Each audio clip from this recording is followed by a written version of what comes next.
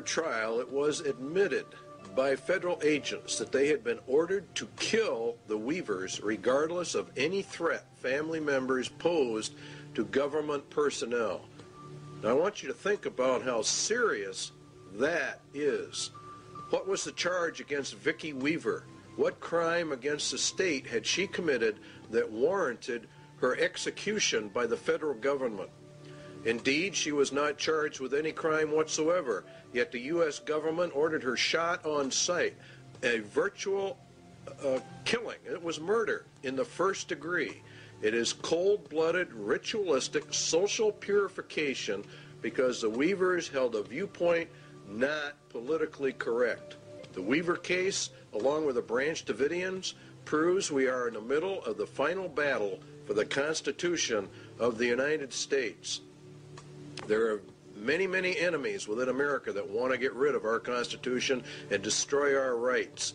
The war has now shifted from a paper and legal war to an overt shooting war, and we feel it's going to get far worse.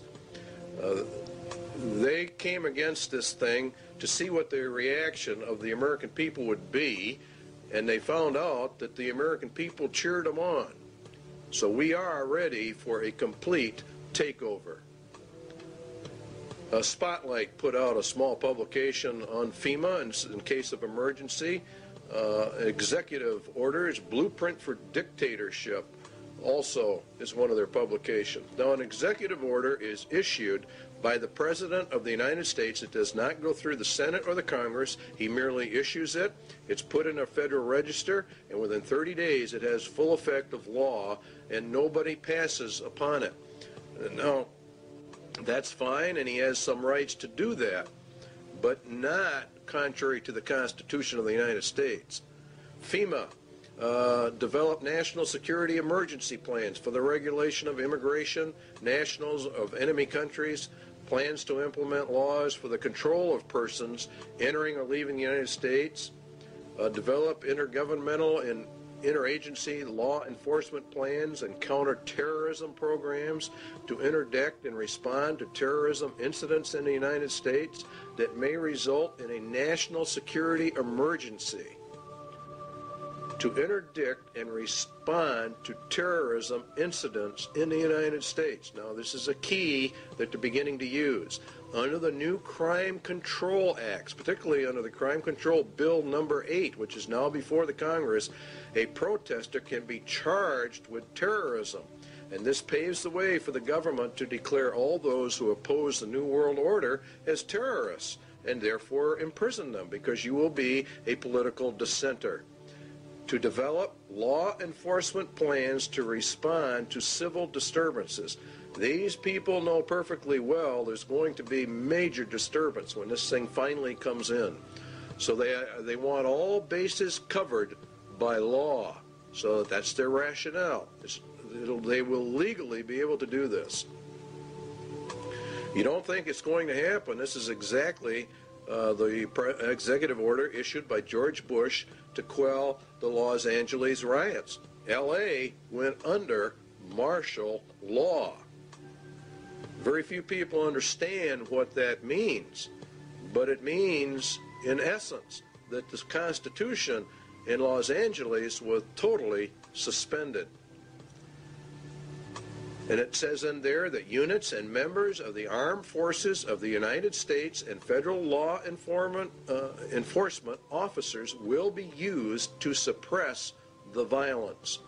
In other words, they're federalizing everything, and that's what happens under martial law, and to restore law and orders. They can also call up members of the National Guard. That's a key point. They're militarizing the nation. They're putting it under military law. If Americans do not want the New World Order and they resist, America will go under immediate martial law rather than through the staged program into a martial law system, which is what the UN is. Also included to coordinate all federal agencies assisting in the suppression of violence and the administration of justice. Martial law suspends the Constitution of the United States. The UN is to be brought up to full power, and it will rule through martial law via a three-tier military martial law system. The first one we're going to actually look at is called FinCEN, and FinCEN, from the data we can get, it's not only a financial controlling sector, but it has to do with other things. Their equipment is black, and there are reports of a multitude of black helicopters all over the United States. We get calls on it virtually every day from someone who's just had them flying over the house. The FAA says that the black paint schemes are used on helicopters by the Drug Enforcement Agency and the U.S. Army Special Operations.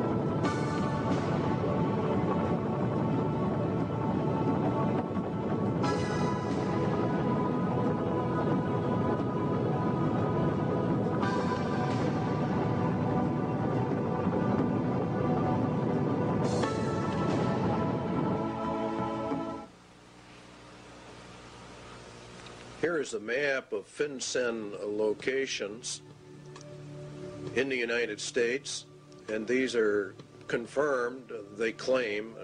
We have not been able to verify it. We're bringing this to you strictly unverified for troop deployment locations in the United States of America. There's been a fairly consistent reporting in Montana of UN combat groups. They are in reality the top tier in the UN system, and entrance to the U.S. was by presidential executive order 11-1190 signed by President Bush. And there are many battle group locations, and there are many multi-jurisdictional task force police, which are the third tier, or the lowest, on the UN police force. And it is in reality, from what we can gather, is the federalization of the police forces in America and putting them in reality under the United Nations command, which we go under. And that would be for the detention centers, concentration camps for dissenters are part of this overall system for the roundup of people. Now, one of the largest ones is in Alaska. The Alaskan camp is the biggest, being over 1 million acres, and it's located just outside of Fairbanks, according to reports, and it's